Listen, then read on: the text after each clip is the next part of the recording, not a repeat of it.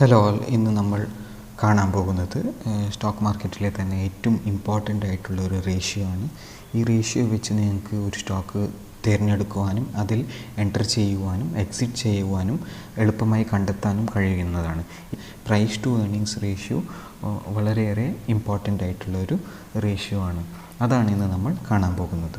So price to ratio കാണുന്നതിന് മുമ്പേ നമ്മൾ അറിഞ്ഞിരിക്കേണ്ട ഒരു കാര്യം എന്തെന്ന് വെച്ചാൽ, ഈ പ്രൈസ് ടു ഏർണിങ്സ് റേഷ്യോ എന്ന് പറയുന്നത് പ്രൈസ് ഡിവൈഡഡ് ബൈ EPS എന്നാണ് അതിൻ്റെ അർത്ഥം വരുന്നത്. PE എന്ന് പറഞ്ഞാൽ.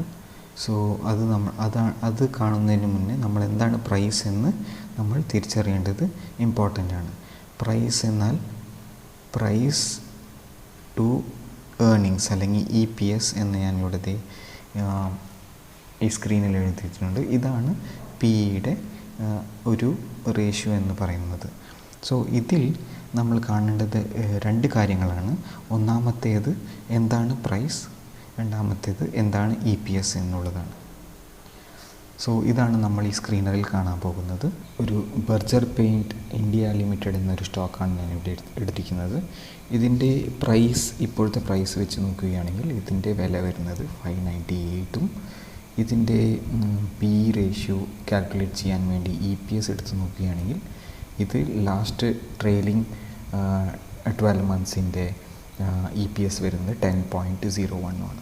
അപ്പോൾ ഏകദേശം വളരെ എളുപ്പത്തിൽ കാൽക്കുലേറ്റ് ചെയ്യാൻ കഴിയും. അതായത് ഇതിപ്പോൾ 10 ആയതുകൊണ്ട് തന്നെ 598 ഡിവൈഡ് ബൈ 10 ചെയ്ത് കഴിഞ്ഞാൽ നമുക്ക് കിട്ടാവുന്ന ഒരു റേഷ്യോ എന്ന് പറയുന്നത് 59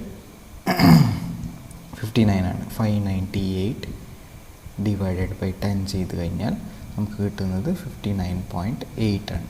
സോ ഇവർക്കിവിടെ ഡയറക്റ്റായിട്ട് 59.7 എന്ന് കൊടുത്തിട്ടുണ്ട്. സോ ഇങ്ങനെയാണ് ഒരു സിമ്പിളായിട്ട് ഒരു PE റേഷ്യോ കാൽക്കുലേറ്റ് ചെയ്യാം. വേറൊരു സ്റ്റോക്ക് കൂടി നമുക്ക് നോക്കാം. ആപ്പിൾ ഇന്ത്യ എന്നുള്ള ഒരു സ്റ്റോക്കാണിത്. ഇതിൻ്റെ ഇപ്പോഴത്തെ വില വരുന്നത് 1608 ആണ്. സോ ഇതിൻ്റെ പ്രോഫിറ്റ് വരുന്നത്, അതായത് EPS വരുന്നത് 22.91 ആണ്. 22.91 ആണ്.